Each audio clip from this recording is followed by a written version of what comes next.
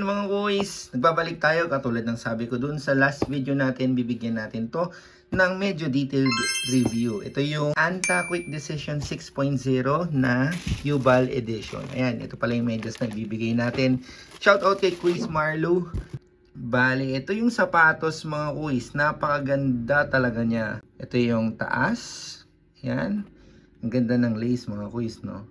Round and thick. Ayan yung branding or tag. Tapos dito makikita nyo yung reverse Anta logo. Ito yung ilalim niya. So tara, i-breakdown na natin yung materials nito mga kuya.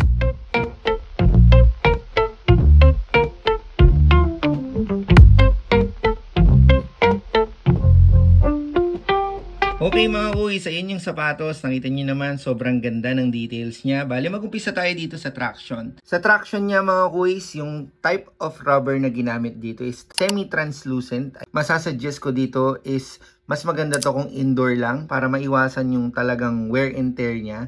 Tapos sa kanyang support mga kuys, kita nyo yung gold na yan. Meron siyang TPU shank plate dito sa gitna.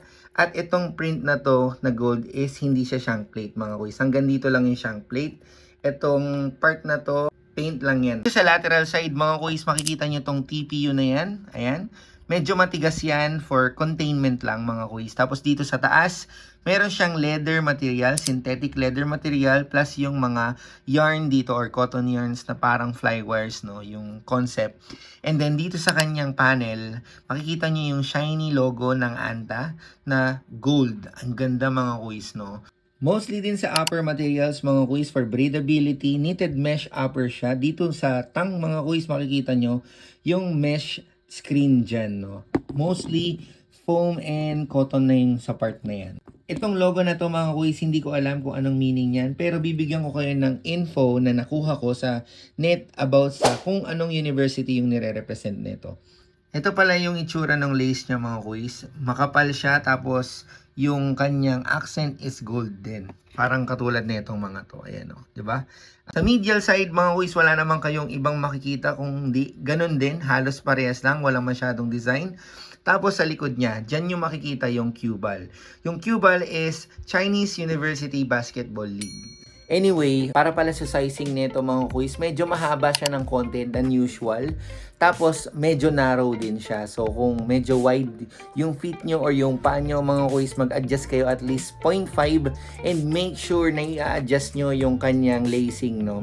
Para pala sa mga magtatanong kung magkano to nabili sa atin mga kuys, below SRP pa din. Syempre sa Quiz Gian or sa Quiz Kicks, pwede kayong mag-pre-order. 5.5 lang nakuha sa atin to mga kuys and free shipping na yon. At ayun mga kuys, salamat at meron tayong vlog for today. Na-share ko yung sapatos na to sa inyo. Sana nagustuhan nyo. Ipapaship na natin to ngayon kasi inaantay na din to ni Quiz Marlo. Shoutout ulit sa'yo Quiz Marlo ng Ilocos Sur.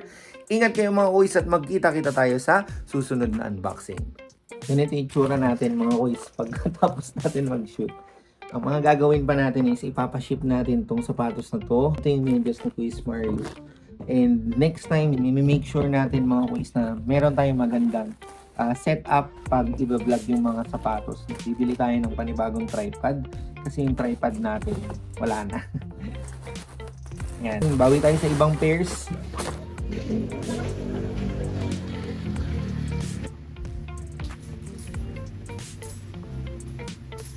Walang box ngayon. Bubble wrap muna tayo. Okay lang yan. Maganda naman yung pagkakabalot eh. Bawing-bawi.